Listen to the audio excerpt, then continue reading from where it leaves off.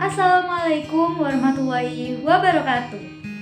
Hai teman-teman, perkenalkan nama saya Mesya Dewa Putri dari kelas 10 IPA 6. Pada video kali ini, saya akan menjelaskan tentang kerajaan Pajajaran, dibantu oleh kedua teman saya yang bernama Dwi Alfadia dari kelas 10 IPA 6 dan Sazrin Fariza dari kelas 10 IPA 6. Yuk simak videonya.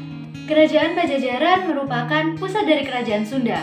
Kerajaan yang berdiri selama abad 7 hingga abad 16 di wilayah barat Pulau Jawa, meliputi Banten, Jakarta, Jawa Barat, dan sebagian Jawa Tengah.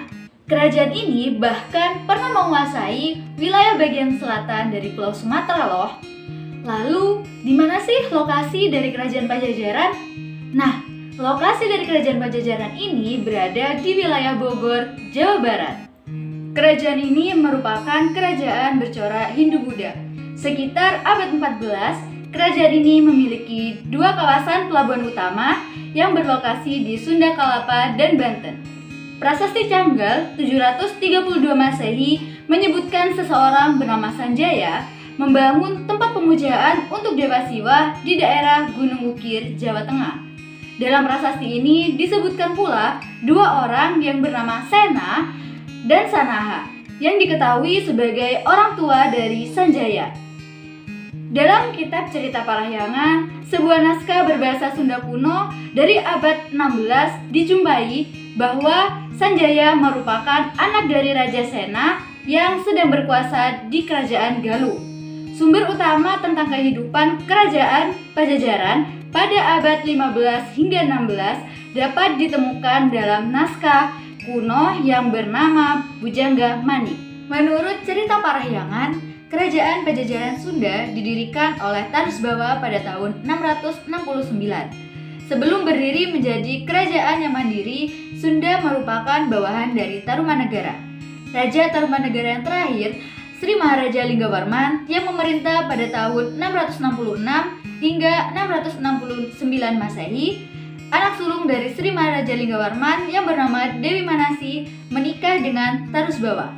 Setelah Sri Maharaja Linggawarman meninggal, kekuasaan Tarumanegara turun kepada Tarusbawa, menantunya. Hal ini menyebabkan penguasa Galuh yaitu Wratikan Dayun memberontak dan melepaskan diri dari Tarumanegara dan mendirikan kerajaan Galuh yang mandiri.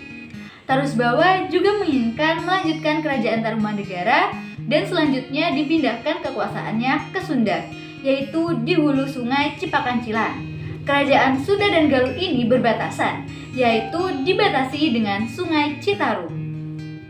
Hai, di sini saya akan melanjutkan penjelasan dari Mesya. Raja-raja atau ratu-ratu yang pernah memerintah kerajaan Pajajaran.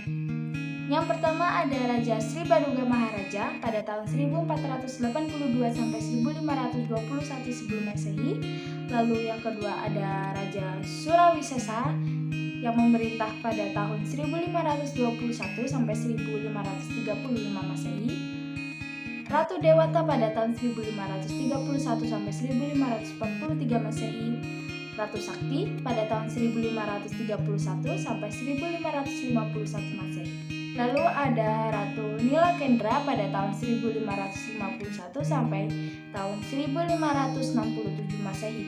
Yang terakhir ada Raja Ragamulyo pada tahun 1567 sampai 1579 Masehi. Dalam prasasti Sang Hyang Tapa ini ditemukan di daerah Cibadak, Sukabumi, Jawa Barat, disebutkan seorang raja yang bernama Maharaja Sri Jayapupati dan berkuasa di Pajajaran Sunda.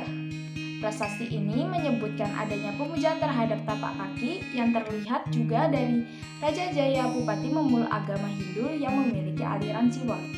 Raja Jayapupati digantikan oleh Raya Niskala Watu Kencana dan baru disebut-sebut nama Raja Sri Baduga Maharaja.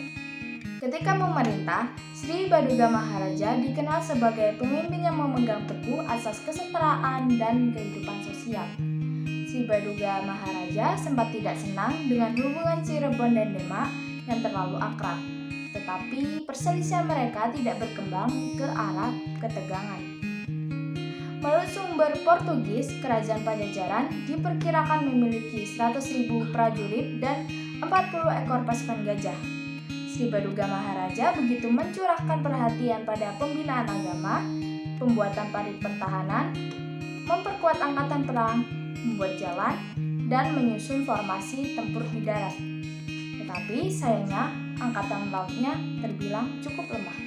Hai teman-teman, saya Dwi Alfadia Safina akan melanjutkan presentasi dari teman saya, Sazrin dan Meisha, tentang Kerajaan Pajajaran. Di sini saya akan menjelaskan tentang yang pertama, yaitu masa kehancuran Kerajaan Pajajaran. Raja Pajajaran berikutnya adalah Prabu Ratu Dewata pada tahun 1535 sampai 1543.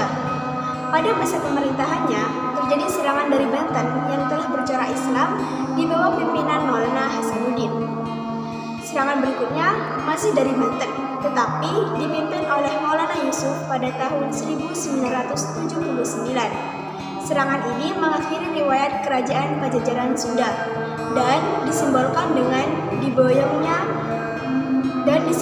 dengan diboyongnya Palaka Sriman Sriwacana atau Singgasana Raja dari Pakuan Pajajaran ke Keraton Surosoan, Banten oleh pasukan Maulana Yusuf. Nah, kenapa sih Singgasana tersebut diboyong? Singgasana tersebut diboyong karena tradisi politik agar di Pajajaran tidak ada penobatan raja baru. Selain itu, hal tersebut menandakan bahwa Maulana Yusuf adalah penerus kekuasaan Sunda yang sah. Singgasana tersebut saat ini dapat ditemukan? Ya, singgasana tersebut saat ini dapat ditemukan di depan bekas Keraton Surosoan, Banten. Masyarakat Banten menyebutnya dengan Watu Gilang. Dengan adanya masa kehancuran Kerajaan Pajajaran, lalu apa saja sih peninggalan Kerajaan Pajajaran?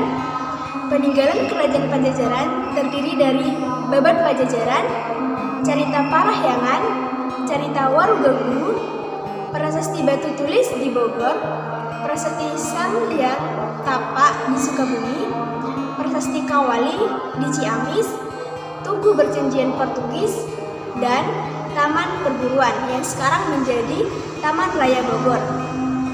Orang Baduy dari Kerajaan Pajajaran, benarkah? Mari kita simak. Konon, saat ditaklukkan Banten, sejumlah punggawa istana Kerajaan Pajajaran meninggalkan istana, lalu menetap di daerah Lebak.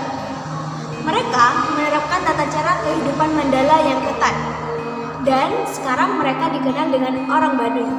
Eits, meski demikian, kebenaran asal-muasal orang Baduy sebagai bekas punggawa istana Kerajaan Pajajaran masih menjadi kontroversi ya. Jadi, itu saja yang dapat kami sampaikan mengenai sejarah Kerajaan Pajajaran. Kurang lebihnya mohon maaf. Wassalamualaikum warahmatullahi wabarakatuh. Terima kasih.